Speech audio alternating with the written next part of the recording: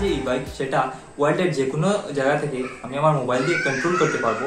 তো এই দেখুন একটা অ্যাপ্লিকেশন, সেই অ্যাপ্লিকেশনের মাধ্যমে আমার ই বাইকটা কন্ট্রোল হয়। আর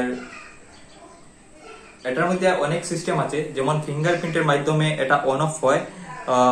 তাছাড়া এখানে লাইভ লোকেশন দেখাবে কোথায় আছে, এই দেখুন লোকেশন দেখাচ্ছে। তাছাড়া এখানে আছে সিকিউরিটি সিস্টেম। আর আমি যদি এখানে অন করি তাহলে সেখানে আমার যে জায়গায় আমার সাইকেল থাকবে সেখানে আমার সাইকেলটা অন হয়ে যাবে।